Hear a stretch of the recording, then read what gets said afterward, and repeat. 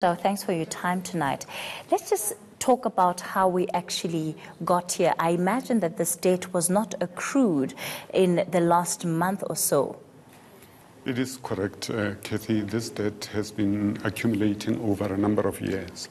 And that is why we saw last year that there was an attempt to actually bring the municipalities to the party and make them understand what the implications are if the municipal debt is not paid, not just to the Department of Water and Sanitation, but more so to the water boards, which service these municipalities with the fresh water that they have to then take and reticulate to their customers. Whose responsibility is it to ensure that municipalities are keeping up with these payments?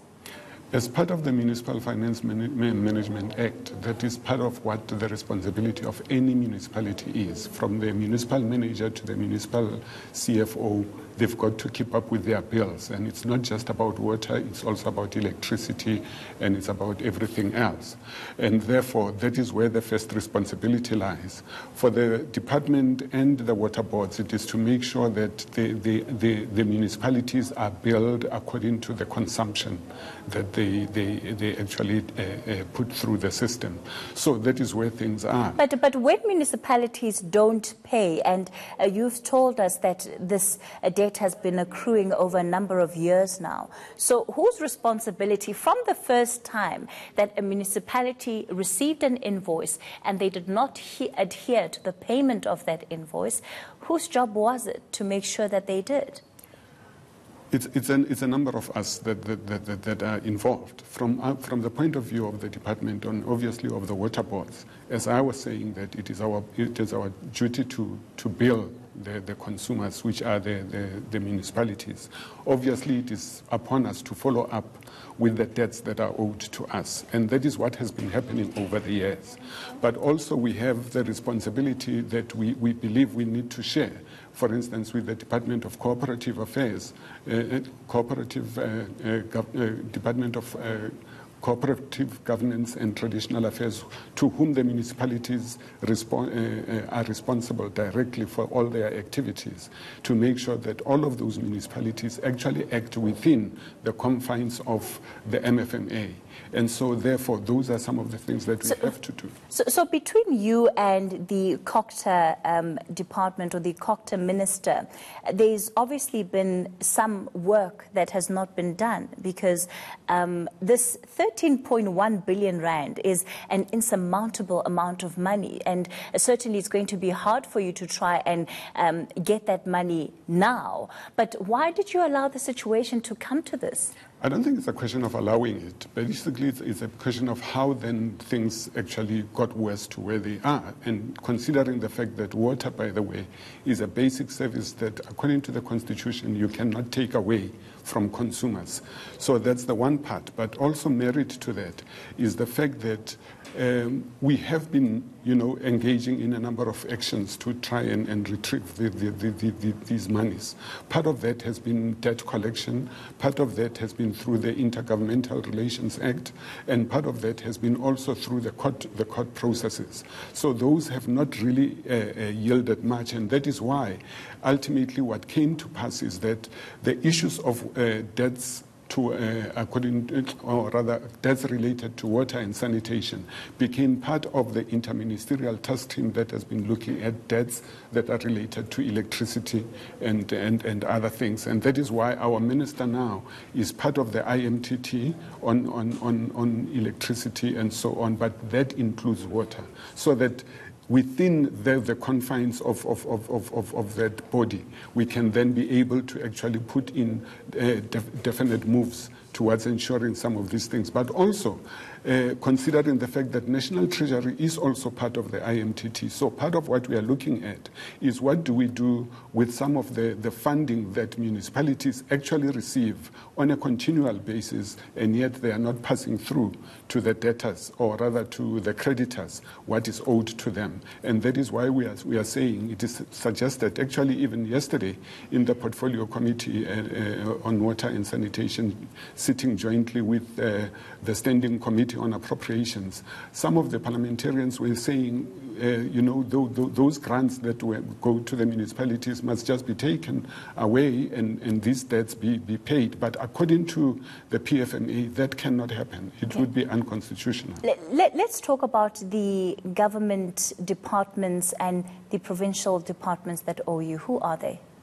It's a number of them. And basically what came out of the study that was looking at exactly how much of this debt is owed by government to government.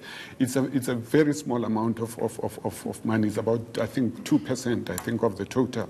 But what has been a decision is that government must make sure that it actually clears off all of its debt so that we can be able to make sure that when we go to our consumers to say, you are not paying us, we should not be actually in contravention of the same thing that we are asking. Is the Department of Water and Sanitation one of those that also owes itself in effect for some of these departments?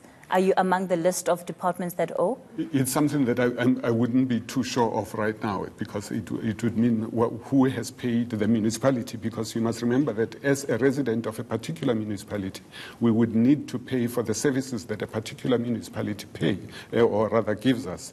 And my sense would be, it would be a huge injustice if the Department of Water but surely, yes, but surely it's a clean answer. Surely it's a straight answer then that you don't owe municipalities, because you're confident with the fact that you as the department have been keeping up with your own bills. My understanding would be that we are keeping. I'm not keeping the books, so at the moment I wouldn't know that for a fact, but I would be very worried if we are part of the difficulties that the municipalities are experiencing. All of this comes at a time when we know that your department has faced enormous challenges, corruption that has led to technically your department being insolvent, at least to a large degree. How does this further exacerbate the situation that you're in? The issue of money that's not being paid to the department, especially through the water trading entity, has got serious implications, not just for the department, but for the country.